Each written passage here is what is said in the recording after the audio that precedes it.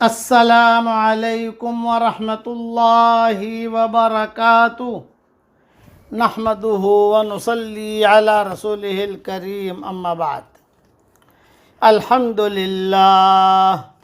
अल्हम्दुलिल्लाह नहमदुहु व नस्तईनुहु व नस्तगफिरुहु व नु'मिनु बिही व नतवक्कलु अलैहि व नऊज़ु बिल्लाहि मिन शुरूरि अनफुसिना व मिन सय्यिआति अमालिना ونعوذ بالله من شرور أنفسنا ومن سيئات أعمالنا من يهده الله فلا مضل له ومن يضلله فلا هادي له ونشهد أن لا إله إلا الله وحده لا شريك له ونشهد أن سيدنا ومولانا محمدا عبده ورسوله صلى الله عليه وعلى آله وأصحابه وبارك وسلم تسليما كثيرا كثيرا.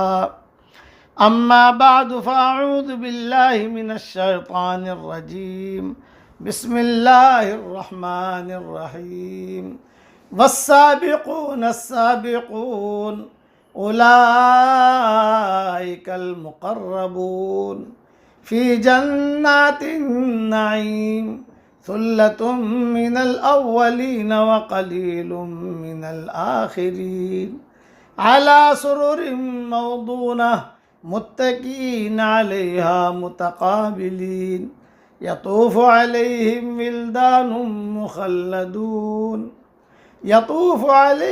ولدان مخلدون بأكواب وأباريق وكأس من معين لا يصدعون عنها ولا ينزفون وفاكهة مما يتخيرون ولحم طير مما يشتهون وحور عين كأمثال اللؤلؤ المكنون جزاء بما كانوا يعملون لا يسمعون فيها لغوا ولا تأثيما إلا قيلا سلاما سلاما. وأصحاب اليمين ما أصحاب اليمين في سدر مخضود وطلح منضود وظل ممدود وماء مسكوب وفاكهة كثيرة لا مقطوعة ولا ممنوعة وفرش مرفوعة إنا أنشأناهن إنشاء فجعلناهن أبكارا عربا أترابا لأصحاب اليمين ثلة من الأولين وثلة من الآخرين. सदक़ल्लाहुल अज़ीम। काबिल एहतराम माएँ, बहनें, बेटियाँ, बहुएँ, हमारे मोहतरम भाई, जहाँ जहाँ ये आवाज़ पहुँचे और जब भी पहुँचे, जिस हालत में पहुँचे, मैं ये दुआ करता हूँ कि अल्लाह ताला रमज़ान की हमारी मेहनतों को अल्लाह कबूल फ़रमाए, हमारे रोज़ों को कबूल फ़रमाए, तरावीह को कबूल फ़रमाए और ये मेहमान खुशी खुशी हमसे रुखसत हो रहा हो और अल्लाह ताला दुनिया में भी हम सब के लिए जन्नतों के फ़ैसले फ़रमाए, मरने के बाद भी अल्लाह ताला जन्नतों के फ़ैसले फ़रमाए। अब जो हमारा मज़मून था फ़तेह मक्का का, बस इस जहन में रखना, जो भी सुनने वाले हैं, सुनने वालियाँ हैं, इंशाअल्लाह ज़िंदा रहे तो आइंदा साल इसी मज़मून को आगे बढ़ाएंगे इंशाअल्लाह। हुनैन तक, बल्कि ताइफ़ तक हज़रत मोहम्मद सल्लल्लाहु अलैहि वसल्लम पहुँचे हैं और हज़रत मोहम्मद सल्लल्लाहु अलैहि वसल्लम ने ख्वाब देखा ताइफ़ में कि बहुत बड़ा प्याला है दूध का और हुज़ूर अकरम सल्लल्लाहु अलैहि वसल्लम के सामने रखा गया। कोई जो है परिंदा आया और परिंदे ने चोंच मार कर, बल्कि बाज़ किताबों में लिखा है कि बार बार यूँ चोंच मारता रहा और प्याला जो दूध का था वो गिरा दिया, यानी दूध जो है वो गिर गया। इस पर हज़रत सिद्दीक़ अकबर ने कहा कि हज़रत इस ख्वाब की ताबीर में मेरे जहन में ये आ रही है कि यह किला फतह नहीं होगा, यह किला हमारे हाथ पर फतह नहीं होगा, हम वापस मदीना मुनव्वरा चलें। चुनांचे हज़रत मोहम्मद सल्लल्लाहु अलैहि वसल्लम ने वापसी का ऐलान किया। जब हुजूर ने वापसी का ऐलान किया तब रमज़ान में भी हमने वापसी का ऐलान कर दिया, चलो हमारा रमज़ान भी वापस जा रहा है। यहाँ तक मैं पहुँचा हूँ। आइंदा साल इंशाअल्लाह वापसी में जाराना एक जगह है, वहाँ हुजूर सल्लल्लाहु अलैहि वसल्लम ठहरे, वहाँ ठहर कर हुजूर अकरम सल्लल्लाहु अलैहि वसल्लम, चूँकि मक्का करीब है वहाँ से, जाराना से, वहाँ से जो ठहर कर कुछ अहकामात बताए हुजूर सल्लल्लाहु अलैहि वसल्लम को। और मुता जो हराम हुआ है, मुता वक्ती शादी, ये उसी सफ़र में हराम हुआ है। हुजूर सल्लल्लाहु अलैहि वसल्लम उसी सफ़र में ऐलान किया है मुते की हुर्मत का। वो इंशाअल्लाह आइंदा साथ सब बयान करेंगे। आज मैं बयान कर रहा हूँ सिलसिलावार वही मजमून कि भी अपनी ज़िंदगी सीधी सादी होनी चाहिए। ज़्यादा खाने के फ़ज़ाइल किताबों में नहीं मिलेंगे आपको। 10 किस्म के पकौड़े खाओ, 10 किस्म के कपड़े पहनो, 10 किस्म की वैरायटियाँ बनाओ, ये ज़्यादा खाने के फ़ज़ाइल नहीं मिलेंगे, भूखा रहने के फ़ज़ाइल मिलेंगे। हमारे असलाफ़ में हमने ये देखा बड़ों के अंदर कि खाना कम से कम खाते थे और काम बहुत करते थे। जैसे मैंने सहाबी का किस्सा सुना है ना कि शरीद खा के आए हुजूर सल्लल्लाहु अलैहि वसल्लम के पास, डकारे लेने लगे तो हुजूर ने ज़ोर से कहा, कम डकारे खाओ, कम डकारे खाओ। किसी साहबी ने पूछा, उन्होंने कहा कि आज बीवी ने शरीद बनाई थी, पेट भर के खाई मैंने, वो डकारे आने लगी। 30 साल तक ज़िंदा रहे वो, कभी पेट भर के खाना नहीं खाया। तो ये जहन में रखो, हमारे माहौल में जो ज़्यादा खाना है, बल्कि आजकल माएँ भी ज़्यादा खिलाती, आप ये भी खा, ये भी खा, ये भी खा, ये भी खा, गलत है। हाँ, खाना कौन सा खाना, कितना खाना, वो आदमी अपने अकल से सोचे, कम से कम आदमी खाए। खाना इसलिए है कि आदमी की कमर ठीक रहे, आदमी जीता रहे। ये खाना इसलिए नहीं है कि आदमी जो सुस्त हो जाए। हमारे हज़रत मौलाना शेखुल हदीस साहब मौलाना ज़करिया साहब रहमतुल्लाह अलैह थे, जिन्होंने फ़ज़ाइल आमाल लिखी है। वो 24 घंटे में एक वक्त खाना खाते थे, सिर्फ दोपहर का खाना। उनकी आप बीती है, आप देखो उसमें भी लिखा हुआ मिलेगा।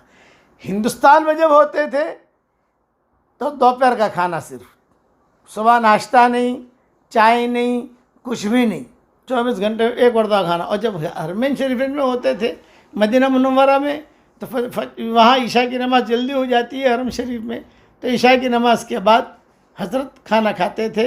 और उसमें हमारे हज़रत जी रहमतुल्लाह अलैह, मौलाना इनामुल हसन साहब रहमतुल्लाह अलैह, मेरे वालिद साहब रहमतुल्लाह अलैह, खुद्दाम जो भी दावत के काम के साथी होते थे, मौलाना सईद खान साहब रहमतुल्लाह अलैह, ये सारे के सारे हज़रत के दस्तरखान पर खाना खाते थे।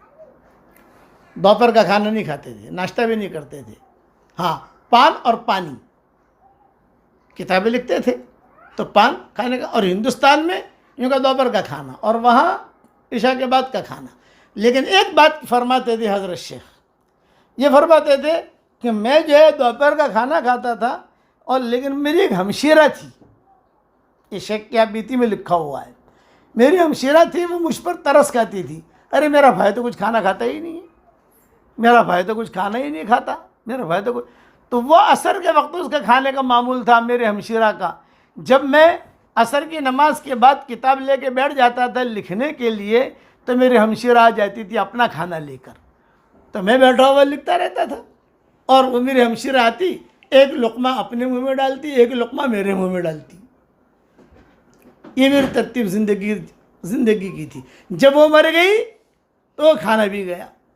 सादगी इतनी, कच्चा घर।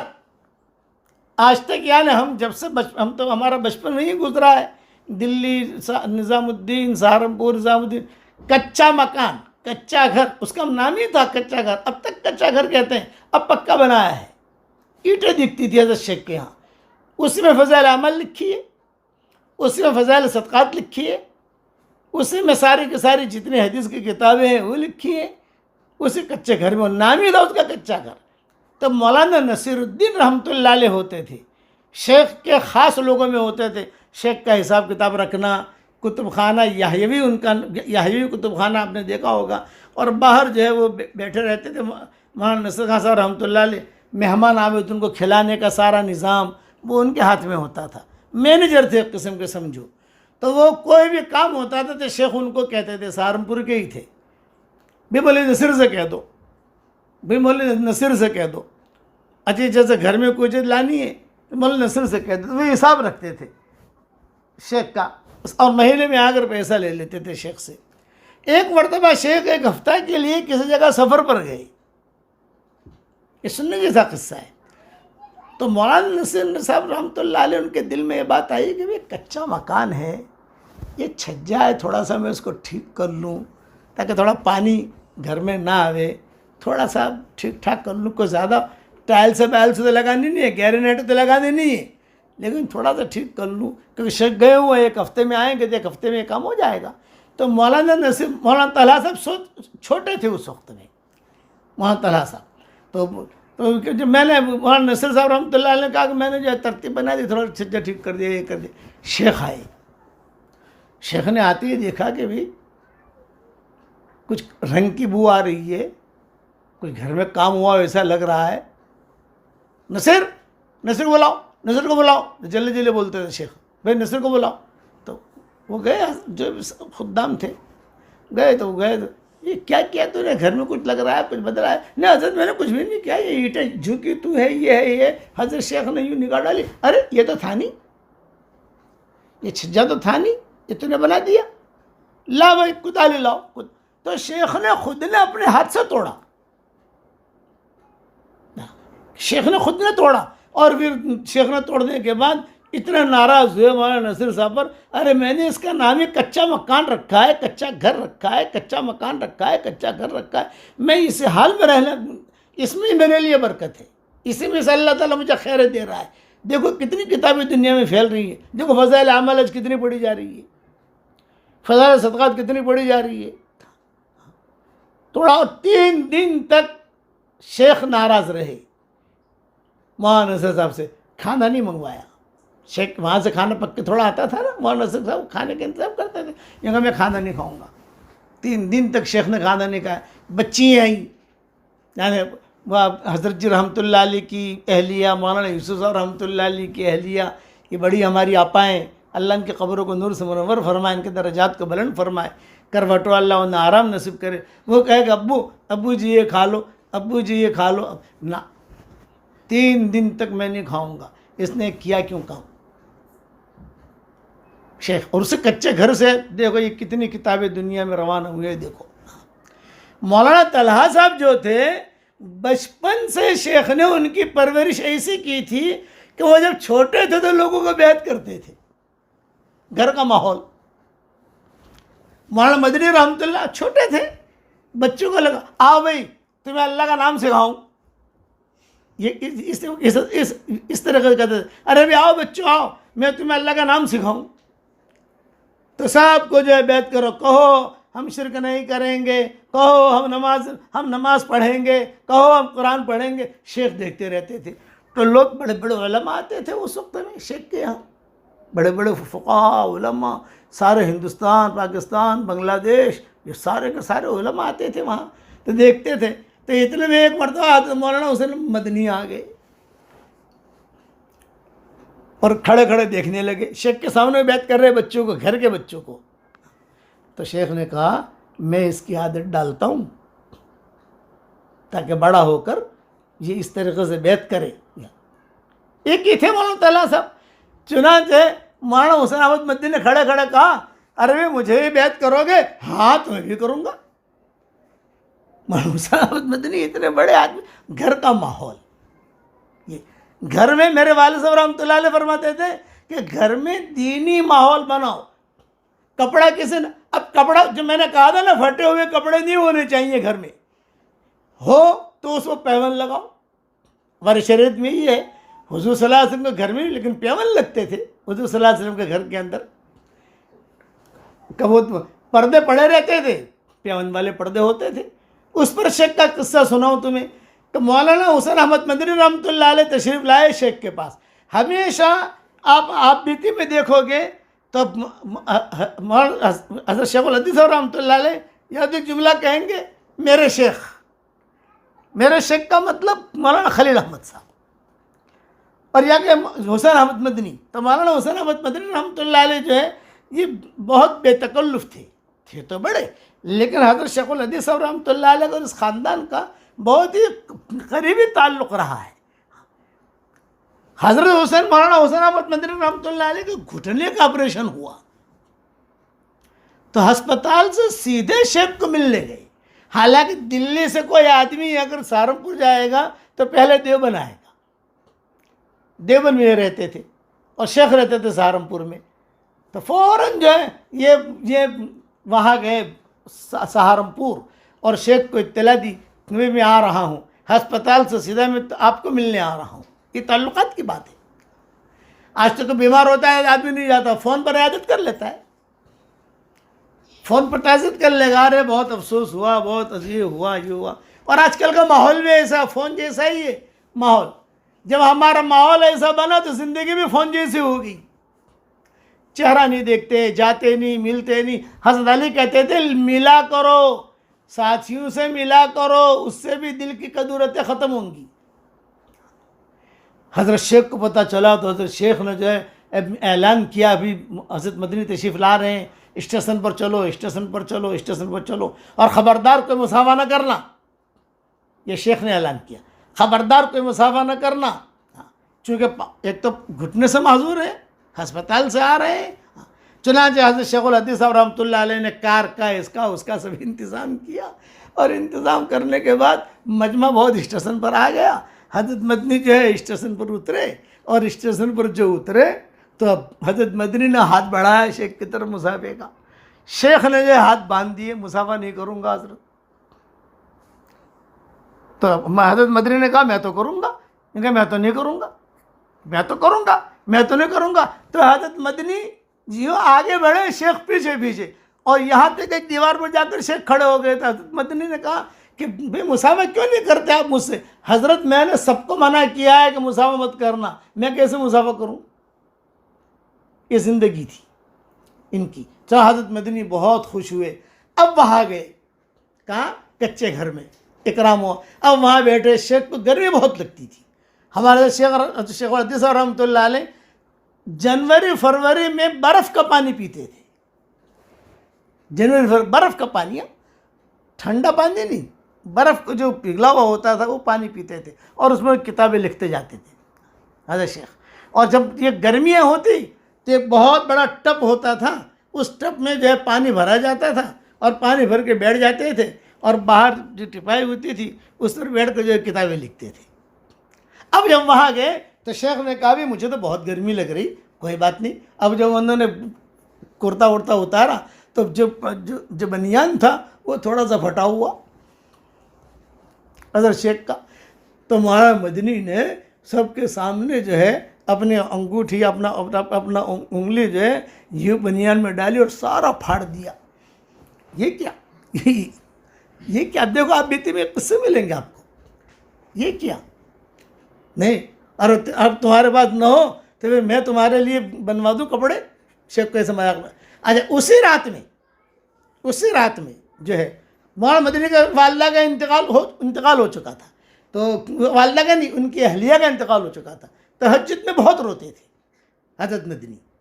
और हज़रत शेख देखा कि अब हज़रत मदनी जो है बहुत रो रहे। तो हज़रत शेख करीब में तशरीफ़ लाए, यूँ कहा ज़्यादा न रो, आपके लिए दुल्हन मैं ढूंढ लूँगा। ये शेख ने कहा ज़्यादा न रो, आपके लिए दुल्हन मैं ढूंढ लूँगा। ये बड़े कितने दिल इनके साफ़ थे। मैं बता रहा हूँ आपको कि कितने दिल इनके साफ़। सादा ज़िंदगी, कभी किसी किस्म की बड़ाई नहीं, किसी किस्म की जो है ये छोटा ये बड़ा, आज की तरह नहीं एक दूसरे की काट करना। आज तो अल्लाह माफ़ करे मार्केट में हर चीज़ ख़राब हो गई। समझ लो कि आजकल मार्केट में हर चीज़ ख़राब हो गई। वो अंदरूनी अखलाक चले गए, वो अंदरूनी सिफतें चली गई, वो अंदरूनी जो मेयार था दीन का वो चला गया। कुछ नहीं, हर आदमी जो है अपने एतबार से आदमी ज़िंदगी गुजार रहा है, उसे कुछ पता ही नहीं कौम कहाँ जा रही है।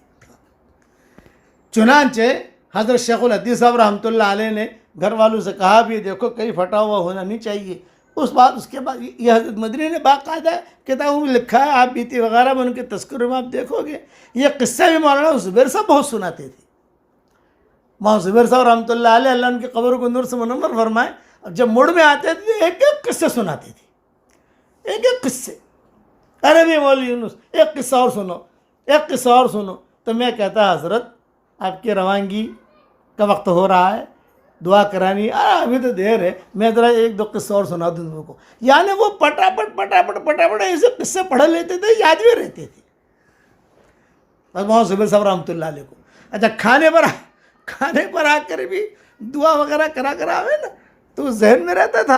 तो खाने करा कर भी अपना जो रोटी वगैरह खाते खाते भी मैं ये किस्सा शेख का और सुन लो, मेरे शेख यूँ कहते थे, मेरे शेख यूँ कहते थे, मेरे शेख यूँ कहते, उसमें जो है नसीहत मिल जाती थी। बड़े लोग थे, रिजालुन सदक़ू मा अहदुल्लाह अलैह, कि जैसे सहाबा के बारे में कहा गया, इसीलिए कहते थे अब्दुल्ला इब्न मसूद वगैरह के जो लोग चले गए उनकी इक़्तिदा करो, क्योंकि वो अल्लाह रसूल का काम करते करते गए। जो ज़िंदा हैं पता नहीं कब फितने में मुब्तला हो, कैसे फितने में मुब्तला हो। इसलिए ये मैंने मुख्तसर चीज़ें आपको सुनाई कि अल्लाह के अहकामात को पूरा करना। अच्छा, सबके तरीक़े अलग अलग होते थे। मौलाना क़ारी तैयब साहब रहमतुल्लाह अलैह बेहतरीन कपड़ा पहनते थे, कहीं आपको जो है कहीं एक ज़र्रा बराबर भी यानी शाही कपड़ा, माशा अल्लाह, खूबसूरत, चेहरा भी खूबसूरत था और कपड़े भी अच्छे, और जो है रूद लगाते थे खूब। क़ारी तैयब साहब रहमतुल्लाह अलैह, क़ारी तैयब साहब रहमतुल्लाह अलैह, फिर उनके बेटे मौलाना सालिम साहब रहमतुल्लाह अलैह, फिर मौलाना सालिम साहब के दादा मौलाना अहमद साहब, यार क़ारी मौलाना कासिम साहब, सीधी सादी ज़िंदगी। मौलाना कासिम नानूती रहमतुल्लाह अलैह स्टेशन पर खड़े, अरे बुढ़ा उतरा, और बुढ़ा उतर कर कहा, अरे बड़े मियाँ मुझे कासिम नानूती से मिलना है। तो मौलाना कासिम नानूती ने कहा कि चलो मैं ले जाता हूँ। वो पहचानता नहीं था कि मौलाना कासिम नानूती, मैं ले जाता हूँ तुम्हें। अब वो बड़े बड़े मियाँ सामान उठा नहीं सकते थे, तो हज़रत ने फरमाया मैं आपका सामान मैं उठा लेता हूँ। अच्छा, वो समझे कोई मजदूर है, अच्छा ले ले, कितना पैसा लेगा तू? हज़रत को कह रहा, हज़रत ने कहा पैसे नहीं लूँगा, मैं तुझे कासिम नानूती से मुलाकात करा देता हूँ। चलो, वो बुढ़ा कहने लगा मेरे पैसे बचे, कि मेरे पैसे बचे, और ले जाकर जो है वहाँ जाकर रखा सामान और कहा कि ये कमरा है, यहाँ कासिम नानूती मिलेगा। ये बातें भी हो रही हैं। इतने बड़े मियाँ ने किसी से पूछा, भाई मुझे तो कासिम नानूती से मिलना, ये पता नहीं बड़े मियाँ कहाँ मुझे ले आए। उनका यही कासिम नानूती है। ये ऐसू से अल्लाह ने काम लिया।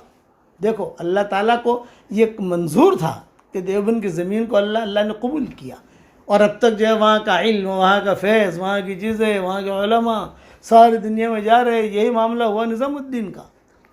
इसलिए मेरी नसीहत याद रखना, सादगी में आफियत है, टिप टॉप में आफियत नहीं है। कुर्बानी में से अल्लाह ताला देता है, बगैर कुर्बानी का कोई ले उसे नहीं मिलेगा। एक शहजादी थी, मैं एक शहजादी का किस्सा सुनाकर बात पूरी करूं। किताबों में किस्सा कई मौरख़ीन ने लिखा है। एक बादशाह था, उसको जो लड़कियों से चिढ़ थी, लड़की घर में नहीं चाहिए, लड़के पैदा हो कत्ल कर दो। एक तो फ़िरौन था, वो तो जो है वो तो अलग था, वो तो लड़कियों को जिंदा रखता था और लड़कों को मारता था। ये बाद में बादशाह पैदा हुआ जिसको लड़कियों से चिढ़, लड़की नहीं, जालिम था, कातिलुल बनात कहते थे उसको, लड़कियों का कत्ल करने वाला। भाई हमारे घर में, मेरे घर में मेरे बेटे का लड़की पैदा हो, अब भी बहुएँ हमल से होती थी तो कहा ऐलान कर देती थी कि भाई जो है ना, इसको जो है बस लड़की पैदा हो तो किसी को पूछने का ही नहीं, उसको जहर देकर मार कर दफन करके खबर देनी की मुझको। तो उसकी बीवी हमल सी थी। बादशाह को सफ़र पर जाने का इरादा हुआ, किताबों में लिखा है। तो बीवी से कहा कि देख, लड़की पे सब सारे जो भी उसके ज़िम्मेदार थे, जो भी खादिम थे, जो भी दायाँ थी, जो भी बांदियाँ थी, सबको बुला कर कहा कि देख भाई, लड़की पैदा हो तो कत्ल कर देना, मैं आऊँ तो लड़की नहीं चाहिए, लड़का पैदा हो जिंदा रखना। चला गया बादशाह सफ़र पर। खुदा की शान लड़की पैदा हुई। अब बेचारी की बीवी परेशान, वो दाया जो थे वो भी परेशान। तो दाया समझदार थी, उसने ये कहा, अम्मी आपा आप बिल्कुल टेंशन न ले, ये बच्ची को मैं ले जाऊंगी, पालूंगी, बड़ा करूंगी और ऐलान कर दूंगी कि मैंने उसे मार दिया। आप टेंशन मत लो, आपकी बच्ची मरेगी नहीं। ये किसमें बात हुई? रानी में और ये दाया में। खैर वो खुश हो गई बेचारी। ये दाया जो है लेके चले गई, ऐलान कर दिया अभी बच्ची पैदा हुई है, मैंने उसे कत्ल कर दिया। ये कब्र है, कब्र भी दिखा दी। आजकल तो दिखाने में क्या जाता है, ये कब्र है। अब वो बच्ची को उसने जो है अपनी बच्ची के पास रखा। उसकी एक बड़ी बेटी थी उस दाया की, उसके पास रखा। उसको कहा कि ये कहना ये मेरी बेटी है और मैं कहूँगी ये मेरी नवासी है। चलो गाड़ी चलती रही। ये चुपके से दाया जो है ये रानी पैसा देती रही, उसके खर्चे का ये चलता रहा मामला। बादशाह आया, वे क्या हुआ, भाई लड़की पैदा हुई थी तो कत्ल कर दिया। हाँ, कहाँ उसकी कब्र? ये कब्र है। चलो टेंशन पूरी हो गई। अब ये लड़की जो शहजादी थी, एक शहजादी है तो जाहिर है बात है कि उसका हुस्न जमाल, उसका उभार, उसकी चीज़ें अब वो बड़ी हुई।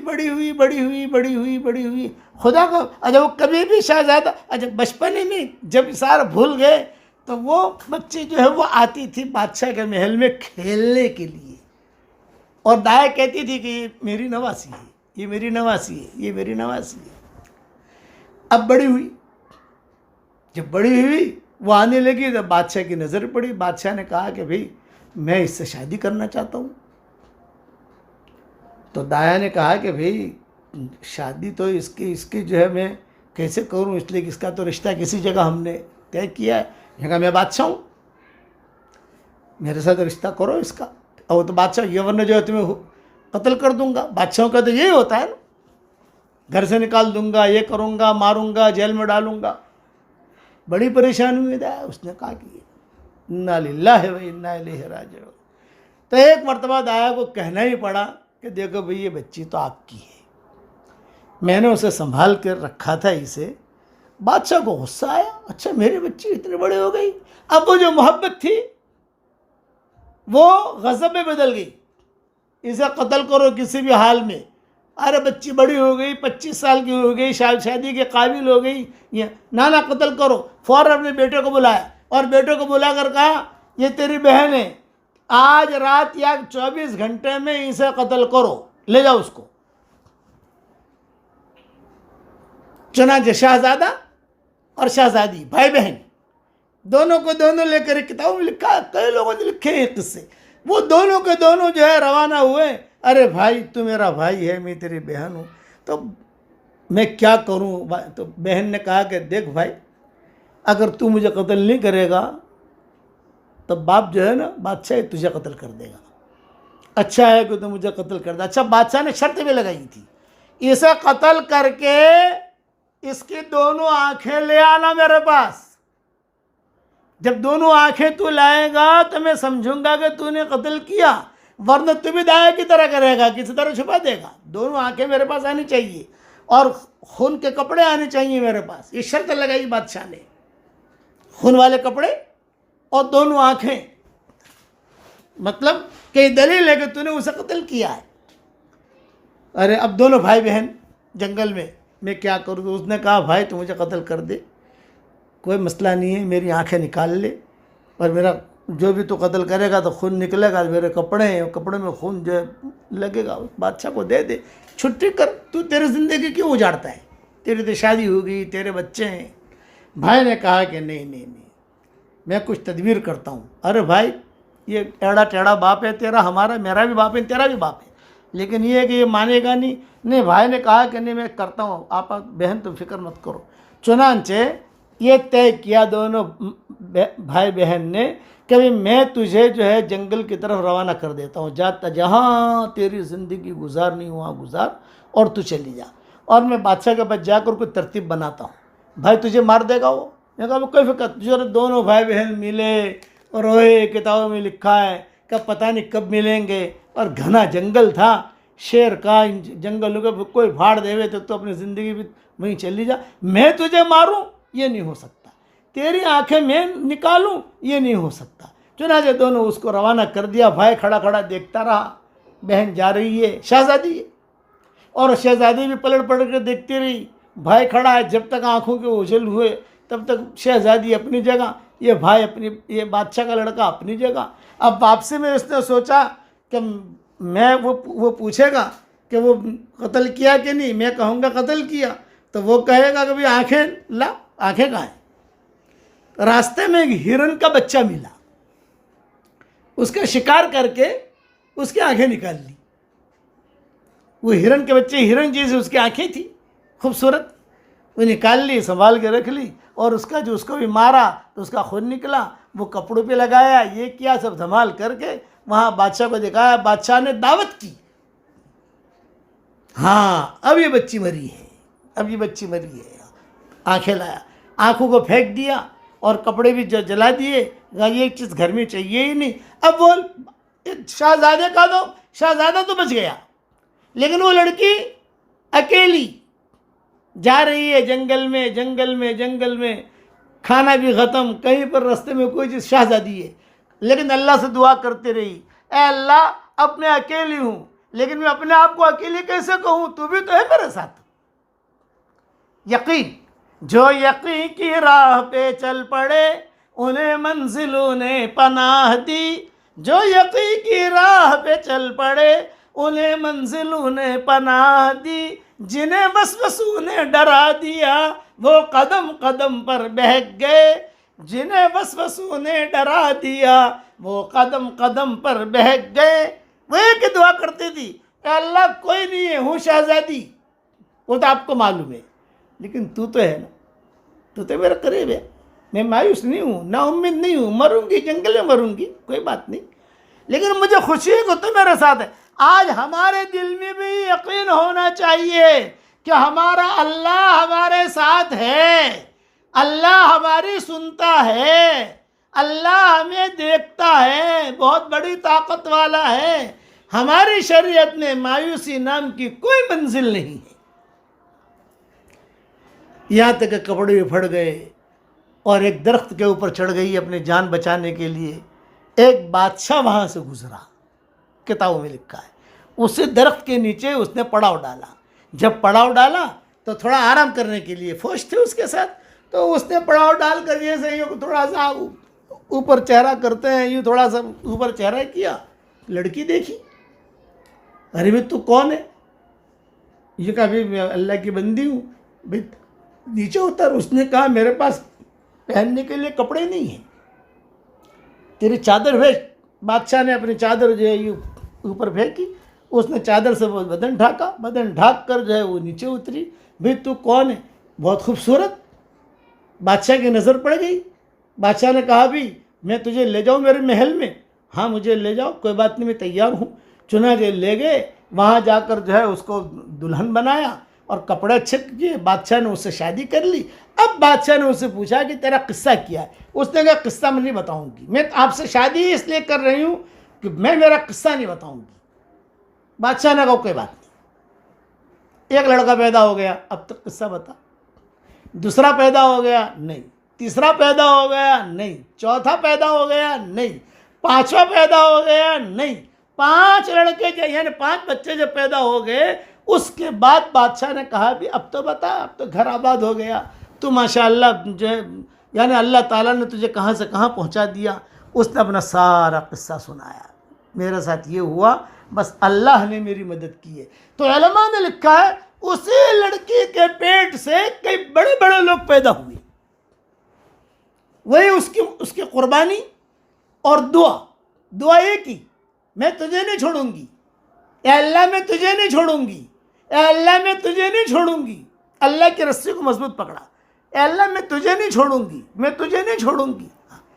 तो तारीखों में लिखते थे कि भाई ये फला लड़की की औलाद है, ये फला लड़की, जैसे चादर वाली औरत, जैसे चादर वाली औरत का किस्सा मैंने सुनाया था ना, हाँ, कि चादर वाली कभी ये फला लड़की की, फला शहजादी की, फला शहजादी की, फला शहजादी की। करने वाले अल्लाह हैं, सारे हालात का कंट्रोल अल्लाह के हाथ में है। हर चीज़ हर मंजिल में अल्लाह की मोहताज है। अल्लाह किसी मंजिल में भी किसी चीज़ का मोहताज और पाबंद नहीं है। अल्लाह की बड़ाई को बोलो, अल्लाह की बड़ाई को तस्लीम करो, नमाजों की पाबंदी करो, कुरान शरीफ की तिलावत करो, नमाजों का एहतमाम करो, अपनी ज़िंदगी को ठीक ठाक करो और घरों से तस्वीरें निकालो और फटे हुए कपड़े निकालो। मैं कह चुका था कि जिस घर में ये बग़ैर काम की तस्वीरें होती हैं, खिलौने तस्वीरों वाले, और जादू उस पर जल्दी हो जाता है, जिन्नात बहुत आते हैं, शैतान खुश हो जाते हैं और अल्लाह ताला से घराना दूर हो जाता है, रिश्ते नहीं होते। इन चीज़ों से बचो। बक़िया तफसील इंशाअल्लाह कल पूरी करूँगा। अब मुफ्ती साहब से कुछ मसले सीख लो।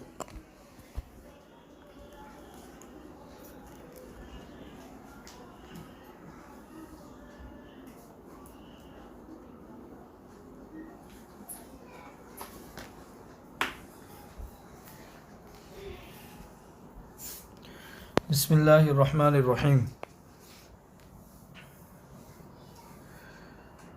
हमारे सामने 2-3 दिन के बाद ईद उल फ़ित्र आने वाली है, तो ईद उल फ़ित्र से मुताल्लिक़ कुछ मसाइल और कुछ बातें आप लोगों के सामने बता दूं।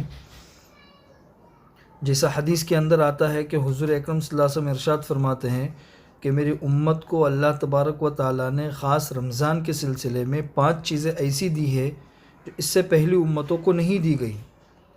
उन 5 चीज़ों में से एक चीज़ ये भी है कि जब इस रमज़ान की आखिरी रात होती है तो उस वक्त में सबकी मग़फ़िरत कर दी जाती है। जिस तरीक़े से एक इंसान किसी दुकान पे एक महीने मुलाज़मत करता है तो महीने के आखिर में उसको पगार मिलती है, तनख्वाह मिलती है, तो इसी तरीक़े से रमज़ान के महीने में जिन लोगों ने इबादतें की, मेहनतें की, तो रमज़ान के आखिर में अल्लाह तबारक व तआला की तरफ से जो मुआवज़ा मिलता है वो मग़फ़िरत ज़ुनूब की शक्ल में मिलता है। सारे गुनाह अल्लाह तबारक व तआला माफ़ कर देते हैं। ये जो आखिरी रात होती है ये इनाम की रात होती है, जिसको लैलतुल जाइज़ा कहते हैं। हदीस के अंदर आता है कि मन अहया लैलतैल ईदैन लम यमुत क़ल्बुहु हीन तमूतुल क़ुलूब, कि जो ईद की दोनों रातों को ज़िंदा करता है और इन रातों में इबादत करता है तो अल्लाह तबारक व तआला उस दिन उसके दिल को मुर्दा नहीं होने देंगे जिस दिन लोगों के दिल मुर्दा हो चुके होंगे। तो इस रात में इबादत की ये फ़ज़ाइल है, इसलिए ये जो रात है इस रात की भी अहमियत है और इस रात की भी कदर करनी चाहिए, ईद की जो रात है। उसके बाद आता है ईद उल फ़ित्र का दिन। ईद उल फ़ित्र में क्या क्या चीज़ें हैं, उसमें से एक मसला तो है उस दिन सदक़े फ़ित्र अदा किया जाता है। सदक़े फ़ित्र से मुतालिक जो मसाइल है वो आप लोगों के सामने मैं 2-3 दिन पहले बता चुका हूँ। ईद उल फ़ित्र के अंदर दूसरा मसला ये है कि ईद उल फ़ित्र के दिन रोज़ा रखना हराम है। ईद उल फ़ित्र के बाद दूसरे दिन से रोज़ा रख सकते हैं, लेकिन ख़ास ईद उल फ़ित्र के दिन रोज़ा रखना हराम है। दूसरे दिन से लोग शव्वाल के 6 रोज़े रखते हैं। उसके फ़ज़ाइल है कि जो इंसान शव्वाल के 6 रोज़े रखता है तो उसको साल भर रोज़े रखने का सवाब मिलता है। इस तरीक़े से कि रमज़ान के महीने के अंदर रोज़े रखे, उसके बाद शव्वाल के 6 रोज़े रखे, तो ये हिसाब सवाब के एतबार से ये पूरे साल रोज़े रखने के बराबर हो जाता है।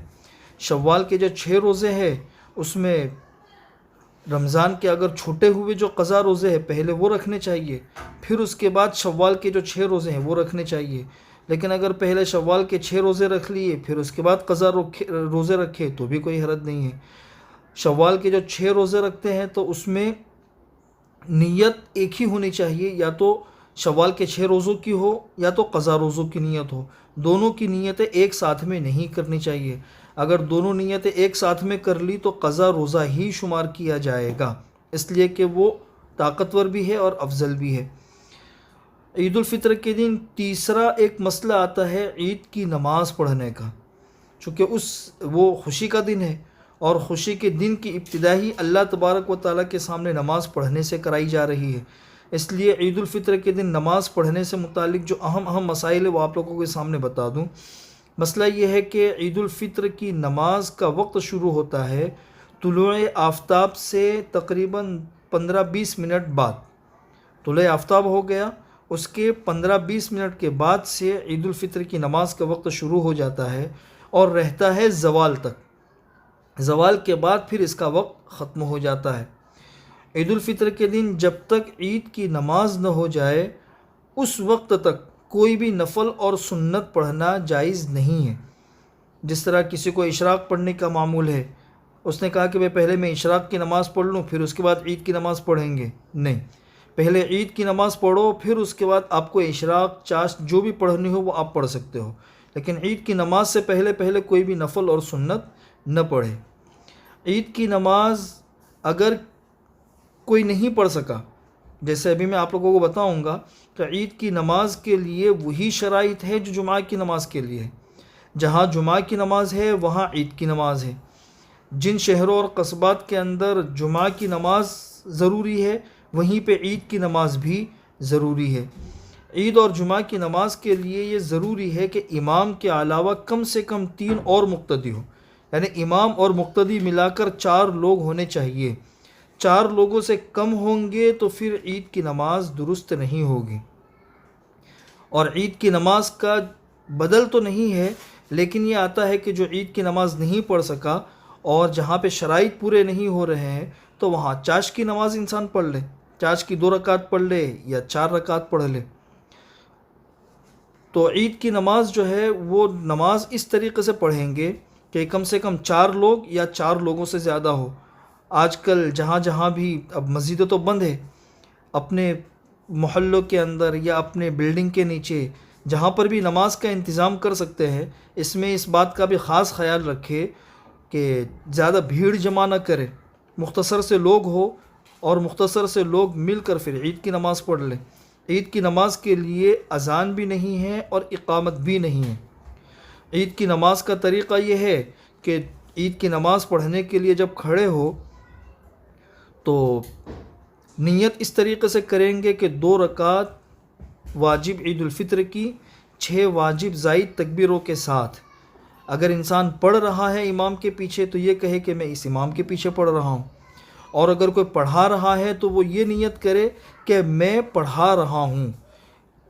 औरतों के लिए ईद की नमाज़ वाजिब तो नहीं है, लेकिन अगर किसी घर में या किसी ऐसी जगह पर हो रही है घर के अंदर जो वहाँ पीछे अगर औरतें नमाज़ पढ़ना चाहे तो औरतें नमाज़ भी पढ़ सकती है पीछे। अगर पीछे औरतें ईद की नमाज़ पढ़ रही है तो ये नियत कर ले कि भाई मैं औरतों का भी इमाम हूँ। इस तरीक़े से नियत करके फिर अल्लाह अकबर कहकर नमाज़ शुरू कर दे। अल्लाह अकबर कहते हुए हाथ कानों तक उठाए और हाथ बांध ले, सना पढ़े। फिर उसके बाद अल्लाह अकबर हाथ कानों तक ले जाए और हाथ छोड़ दे। फिर अल्लाह अकबर कानों तक हाथ ले जाए और हाथ छोड़ दे। और फिर चौथी मर्तबा में कानों तक हाथ ले जाए अल्लाह अकबर कहते हुए फिर हाथ बांध ले, यानी 4 मर्तबा अल्लाह अकबर होगा। उसमें से पहली मर्तबा और चौथी मर्तबा में कानों तक हाथ ले जाएंगे और हाथ बांध लेंगे, और दरमियान में 2 मर्तबा कानों तक हाथ ले जाएंगे और हाथ छोड़ देंगे। उसके बाद सूरह फातिहा पढ़े, सूरत पढ़े। दूसरी रकात के अंदर जब खड़े हो तो सूरह फातिहा पढ़े, सूरत पढ़े। फिर उसके बाद 4 तकबीरें इसी तरीके से कहनी है कि कानों तक हाथ ले जाए अल्लाह अकबर कहते हुए हाथ छोड़ दे, फिर कान तक हाथ ले जाए हाथ छोड़ दे, फिर तीसरी मर्तबा कान तक हाथ ले जाए हाथ छोड़ दे, और चौथी जो तकबीर होगी वो रुकू की होगी। उसमें कानों तक हाथ नहीं ले जाना है, सीधा रुकू के अंदर चले जाना है। नमाज़ ख़त्म होने के बाद फिर खुतबा है। जुमा की नमाज़ में खुतबा पहले होता है, ईद की नमाज़ में खुतबा बाद में होता है। जुमा की नमाज़ में खुतबा वाजिब है और ईद की नमाज़ में जो खुतबा है वो सुन्नत है। आजकल मुख्तसर सा खुतबा वालिद साहब ने भी ग्रुपों में भिजवाया है, तो वो खुतबा सामने रखे और वो खुतबा पढ़ ले, हो जाएगी। नमाज़ पढ़ने का तरीका भी भेज दिया है जी, नमाज़ पढ़ने का तरीक़ा भी है और ख़ुतबा भी है, तो ये दोनों चीज़ें भेजी जा चुकी है, तो उसके मुताबिक खुतबा भी पढ़ सकते हैं ये। और जिसकी ईद की नमाज़ का वक्त चला गया, ज़वाल का वक्त हो गया, अब ईद की नमाज़ चली गई, तो अब इस ईद की नमाज़ की कोई क़ज़ा नहीं है। बस ये मुख्तसर से मसाइल थे, इन मसाइल को सामने रखते हुए ईद की नमाज़ पढ़ लें। अल्लाह ताला हम सबको अमल करने की तौफ़ीक़ नसीब फरमाए।